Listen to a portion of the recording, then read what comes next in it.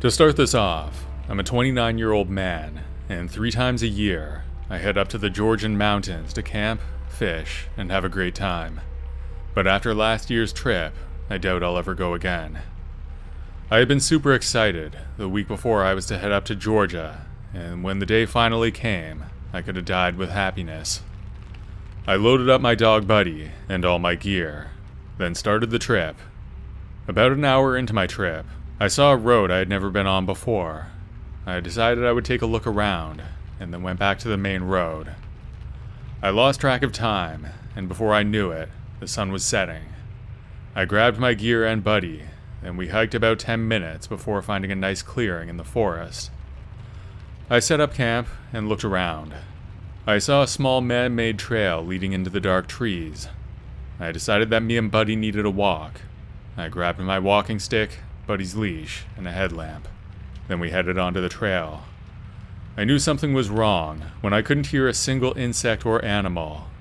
Me and Buddy stopped at the little creek, and that's when we saw something terrifying. 2 eyes reflecting from my headlamp.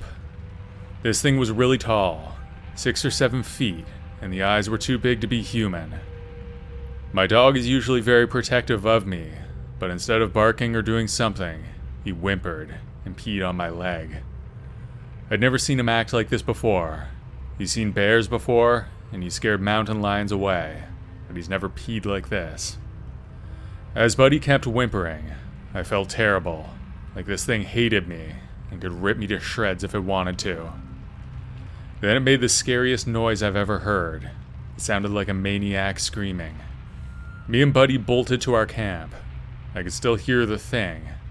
Needless to say, I was freaking out. I packed up camp as Buddy stood watch. We ran to my truck and got out of there. I went straight home and didn't sleep the whole night. Later on, I looked around on the internet to find out what could have made that noise, but nothing came close to it. I really don't know what it was, but there's something weird in the woods of Georgia.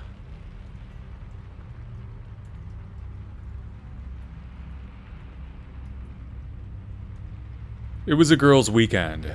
Megan and I packed up the car, full of camping gear, and headed out to pick up Laura. After driving for 2 hours, we finally arrived at the wet, dreary campground. We were setting up our tent when 2 good-looking Native American boys stopped by. There was nobody at any of the sites directly next to us, just a family near the front, and then a group of around 30 hippies down around the corner. The guys were from that group, and had clearly come out of their way to talk to us. After all, we were 3 young girls in our 20s. They casually asked us if we had been into the woods yet. We told them we hadn't, because we had just arrived. They then said they would see us later, and wandered into the trees behind our site. We thought nothing of it, and finished getting settled in. We explored the area, and then it ended up pouring rain. When we got back to our site, we realized that our rain guard was no good, and everything inside got soaked. We then made a trip to Walmart for new linens and warm blankets. It was dark as we cleaned out the wet mess. I cooked a quick meal outside on the stove before the rain made another appearance. We went into our tent and decided to hang out and play some games in the porch area. Let me explain how our tent was laid out. It was a giant rectangle. It was divided in half by a permanent wall, with a zipper down the center. The back half was a normal tent. Windows, walls, ceiling, and floor. The porch area had a door, ceiling, walls, windows, but no floor. It was meant to be a porch, so there was just a dirt floor. We had laid down a tarp, though, to try and avoid getting mud everywhere, but that was pointless. After the games, we all crawled into bed in the next room and zipped up the door. A brand new tarp hung in the trees above us to block any rain that may come, and it was coming. Thunder rang loud, and lightning lit up the sky all around us. Our beds were all squished together, so I decided to read everyone some stories that I had been recently reading online. Just some nice comforting bedtime tales of the skinwalkers. Great idea, I know. I read one about a guy who lived in a basement with his cat. His cat liked to wander in and out. I don't remember the exact details, Just the part where he heard his cat scratching at the door, so he got up to let her in. He heard a meow, as plain as day, coming from outside. He ran towards the door, and he noticed his cat sleeping, snuggled in a pile of clothes. He stopped, thinking it was the neighbor's cat. He leaned close to the door and meowed at it. He got lower, and it meowed in return. This one seemed off, as though it wasn't coming from a cat. He later saw a large creature on all fours wandering his property. The details of this story made it pretty believable and scary. We read more about how skinwalkers are mainly seen on Native American reserves, and are actually humans with evil intent, and are able to take the form of animals. We knew it could all be made up, but from the amount of stories we found online, it was officially freaking us out. My phone was dying, and Laura was passed out, so Megan and I lied there and enjoyed the light rain and now distant rumbles of the storm. We could hear the hippies from around the bend singing and banging on their drums until all hours of the night. Luckily, they were just far enough away, so not to be incredibly bothersome. Meg was starting to fade, but I was wide awake, thinking of the next day's adventure on Monkey Island. That was when I heard it clear as day, a single meow coming from outside my window. I thought it might be a stray cat, or worse, a Florida panther. I immediately knew we had a visitor. This meow was from human height, and was perfectly pronounced as a person would say meow, while adding a bit of twang to sound like a cat. I froze. I couldn't move or breathe. We had left the corner window unzipped to let air flow in. That's where the sound came from. I could see nothing but darkness, and I could feel it looking at me. By this point, Megan had woken up, but I didn't know why. I told her not to move. A few minutes went by, and I could breathe again. I told her what happened, and she started to panic. I told her to hush, so we could listen some more. We never heard another meow, and the scariest part was that we never heard it walk up or walk away. There were far too many sticks and mud around for it to be able to walk away unnoticed. When we finally settled down, I started to doze off. Megan shook me, and I asked her what was going on. She said, "Do you hear that?" I listened, and heard what seemed to be a young girl crying. It started out as a quiet, "my brother just stole my crayon" kind of cry. Then it turned into a long drawn-out wail. In between the moans she said, "Help me." We both sat up listening closely. She sounded like she was part of the family across the way that moved in a couple hours after us, 2 dads and 5 kids. First I thought she had gotten in trouble and was being dramatic. Then I thought, why isn't her dad telling her to shush? I wanted to go out and help, but the crying became mechanical, like something from a cheesy 90s horror film. It was trying to draw us out, but we were going to stay right there. It stopped, and we tried to tell each other that we were over-exaggerating everything in our heads. We eventually laid back down and wondered how Laura had slept through all this. We were so exhausted from the craziness that we knocked out shortly after. Then we both sprang up and grabbed onto each other. Someone, or something, was in our tent. It was in the porch area. I reached for my phone, but it was dead. Meg's phone was also dead. Luckily, Laura had an old BlackBerry with a good battery. I rummaged around and found it. I woke her up in the process, but she quickly fell back to sleep. At this point, I could hear its feet crunching across the tarp. I was holding the phone with 911 pre-dialed, and my 2-inch pocket knife in hand pointed towards the door. We were both on the edge of our beds. Megan had her hand against the plastic door, as if that was going to stop anything from ripping through it. At that time, it seemed like a genius idea, though. This thing was now moving at the speed of lightning, tearing through the porch room, bouncing off the walls, running into things. And just as quickly as it appeared, it disappeared. We were in complete shock. We heard something in the bushes. It was choking and gagging. Then it threw up, and we didn't hear it anymore. Once again, we didn't hear that thing walk away. By this time, we only had a couple hours to suffer through until sunrise, and we could not wait for it. Eventually, we made our way slowly out to the porch room. Nothing, and I mean nothing, was disturbed.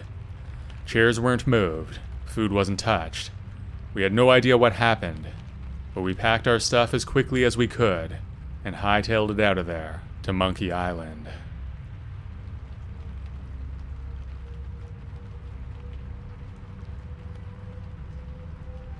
We used to have canyon parties in the desert every weekend.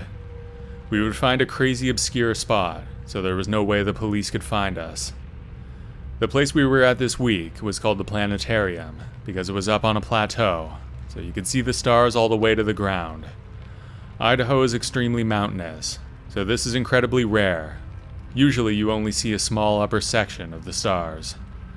I always had trouble staying asleep the morning after drinking. I would maybe get 2 or 3 hours of sleep out there, and I'd be wide awake, while everyone else was sleeping off their hangovers. I would be up by 5 a.m., cooking breakfast. I want to mention at this point that there's an Air Force base, Mountain Home Air Force Base, maybe 100 miles to the west of the planetarium, and the Idaho National Laboratory was about 100 miles to the east. I went to bed the night we partied at the planetarium at around 2 a.m. I woke up just as you could see the light changing from the dark of night to the light blue of morning.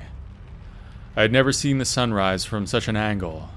Usually by the time I see the sun peak in the mountains, it has already been light out for over an hour. I decided I wanted to take this opportunity to see what it's like to watch the night turn to day, from total darkness to daylight, while being able to observe the sun crest the actual horizon. I grabbed a pack of cigarettes and a beer, then went to find a nice comfortable rock that I could sit on, facing east.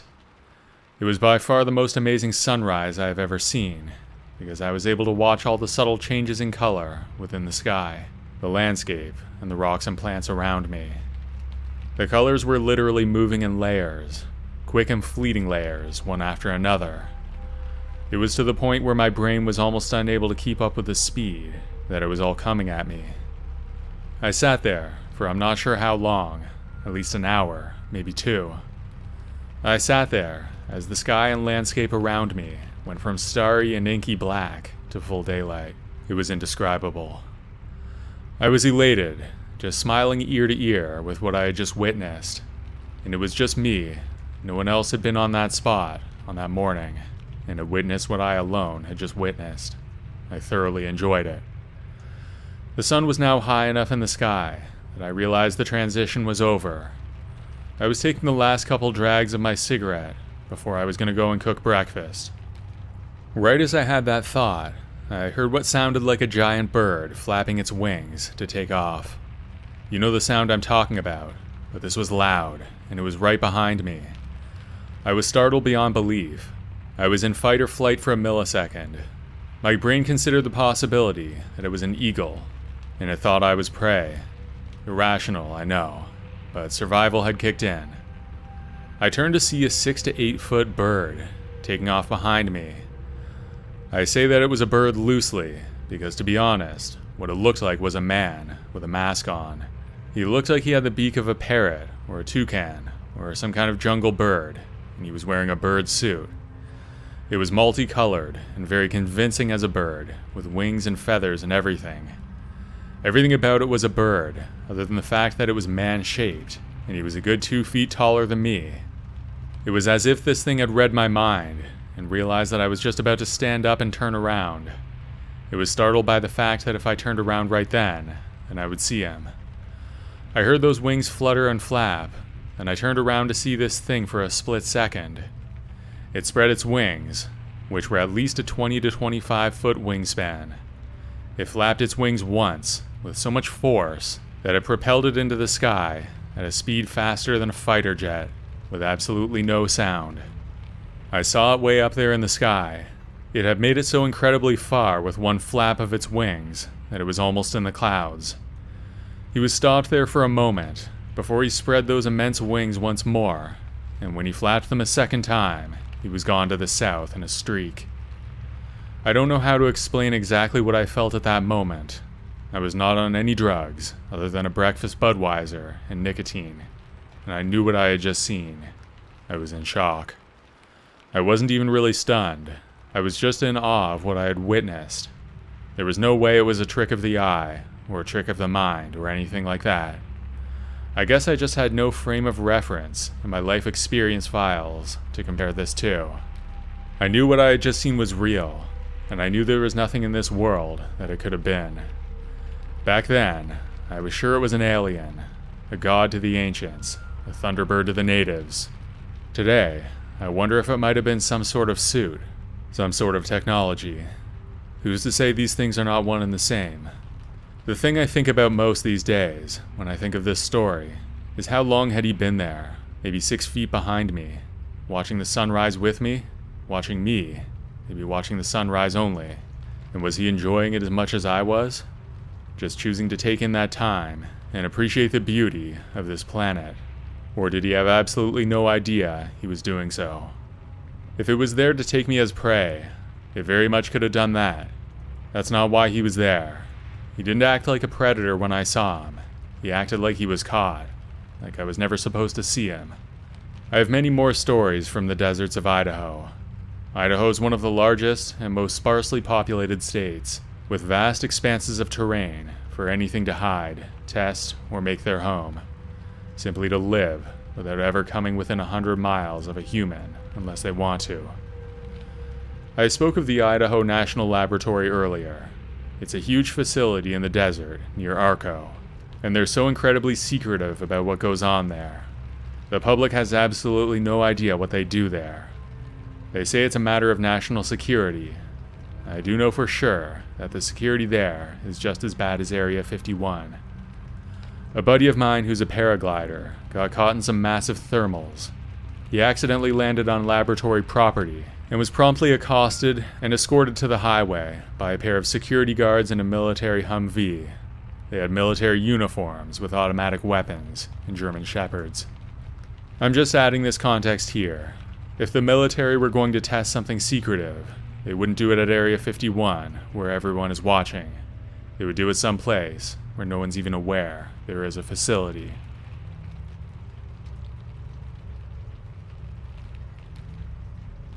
My parents, my friend, and I were camping at Tuckahoe State Park. The last night of our stay turned out to be very creepy. After a day of hiking the trails, my friend and I decided to go to the lake. We would watch the sun set and have a casual conversation. In the parking lot near us, there was a red car, but we didn't see anyone around. That struck us as an important note. When it began to get dark, we decided to leave, but I needed to use the bathroom. However, when we entered the bathroom, there were no lights, leaving it pitch black. I had to rely on my friend's flashlight. While I was washing my hands, a strange alarm suddenly went off. Both of us quickly exited the bathroom, feeling a bit creeped out. Once we were outside, it was dark, and we had to walk back through the 1-mile trail to reach our campsite. During our walk in the woods, my friend insisted that she saw a person standing near the entrance to the path, watching us as we approached. The walk felt long and dreadful, with an eerie feeling like we were being observed by someone or something. Within minutes on the trail, I heard fast-moving footsteps and started seeing things out of the corner of my eyes. We decided to call my parents and urgently asked them to come to the trail where we were. Unfortunately, my friend's phone was about to die, and it was our only source of light. After what felt like an eternity of being watched and followed, we finally saw flashlights approaching, and it turned out it was my parents. We walked towards them, explaining everything, but they didn't believe us. The next day, as we packed our belongings, I glanced over and saw that same red car parked just a few spots away from us. At that moment, I was eager to leave, knowing that the possibility of that same person being so close was unsettling.